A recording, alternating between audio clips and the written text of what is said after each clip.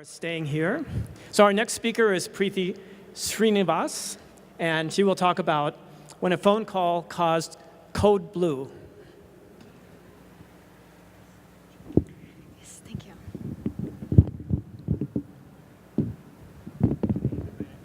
Okay.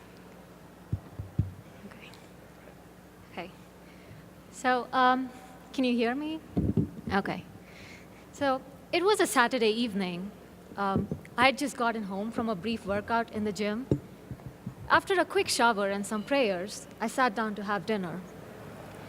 I had just eaten a spoonful when I heard something pop in my head. And this was followed by excruciating headache and pain behind my eyes.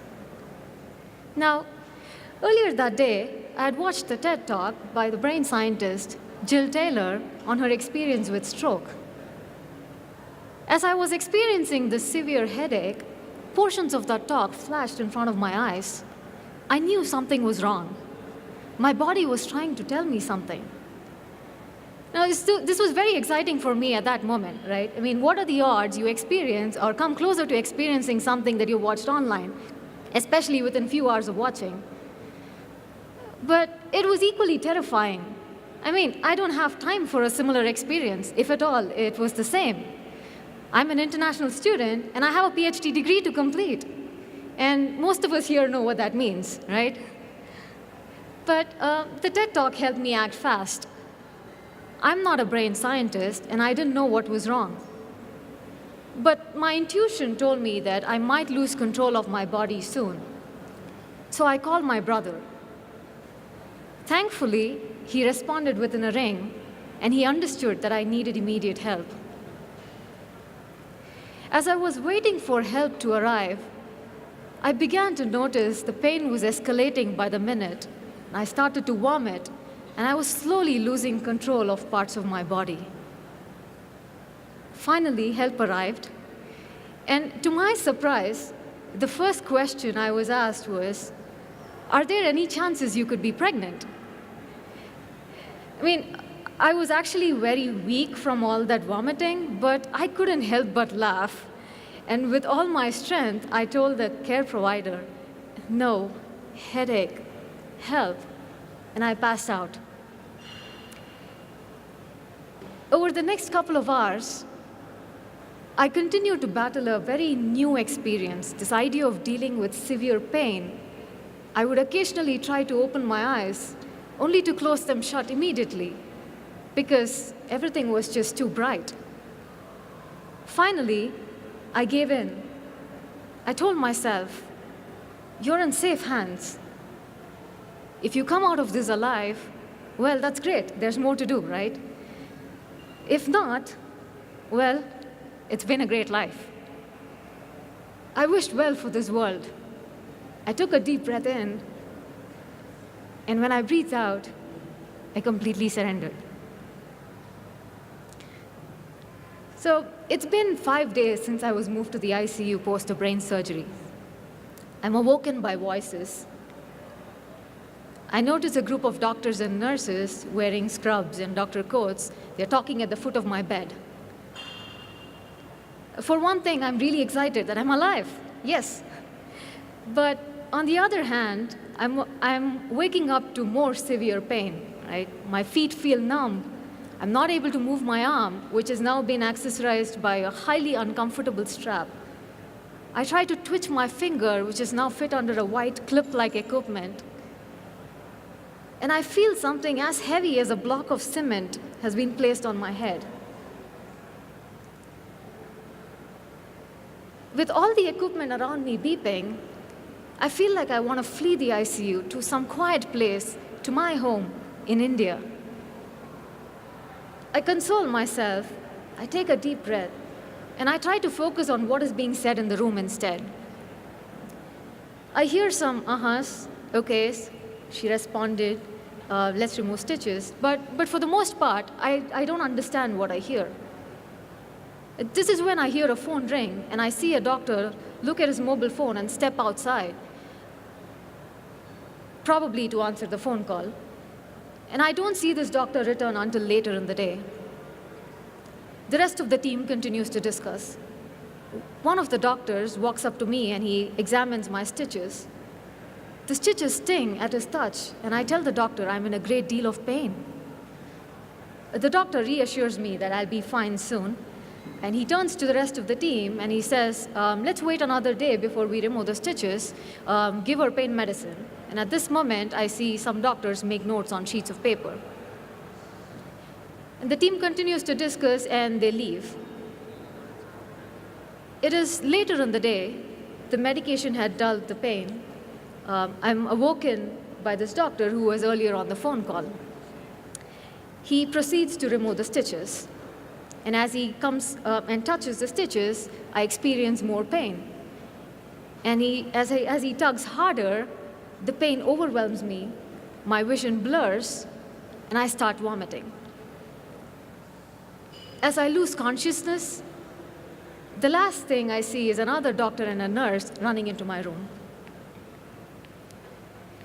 After more than 2 years of recovery, I'm back to being a full-time student.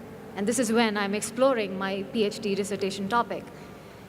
And because of my experience, I'm curious to find out what went wrong that day. I begin to read about clinical workflow in the ICU. And I was careful not to judge the doctor's expertise because I trusted ICU providers to be highly exceptional and skilled at treating critically ill patients. I was more curious to answer other questions like, what went wrong that day? Why were a group of providers in the room? Why were some making notes while others doing the talking? Why didn't anyone use a computer when there was a computer right next to me? And why did the doctor have to step out when he received a phone call? And I revisited the ICU with all these unanswered questions, this time as a researcher, and this laid the foundation for my doctoral dissertation research. Now, literature review helped me understand that what I had witnessed that day in the ICU were the morning rounds, which is when a group of providers come together as a team and they understand the patient's condition from the past 24 hours and come up with a plan of action for the next day.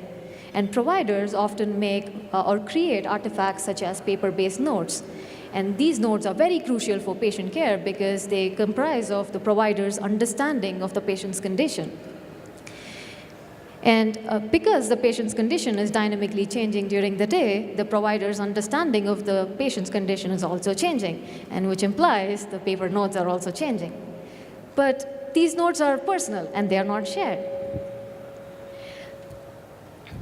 So, and one of the techniques the providers use to make sure everyone is on the same page is by communicating, either face-to-face or using technology tools, such as mobile phones or pagers.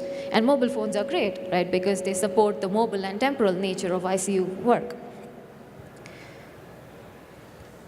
Now, I continued ethnographic observations in the ICU, and it became clear to me that when it comes to responding to phone calls, it is up to the provider to decide whether the phone call is supporting or disrupting an ongoing activity. And to determine this, providers often needed information about the patient's context. And that's very crucial, right? Now, it was very surprising to me that the mobile phones in the ICU currently do not support providing patient's context. And basically, a mobile phone call will just have the caller ID or the phone number from where the call is being made.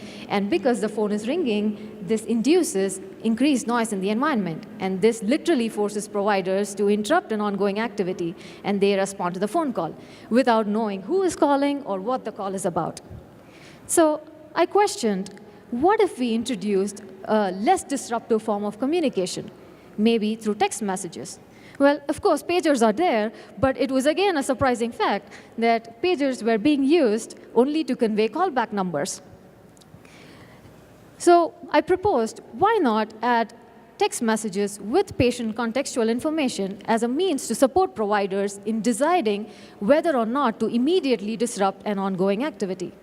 And with help from ICU providers as co-designers, I was able to design and evaluate a mobile communication tool that served this purpose. Now, ICU is a very rich and information-intensive environment where providers have limited cognitive abilities and time. Now, human errors resulting in increasing patient mortality has been very well documented. So we need technology tools that augment or support the limited computational abilities of providers. Now, there's no doubt that ICU providers are very skilled at treating critically ill patients or learning from experience.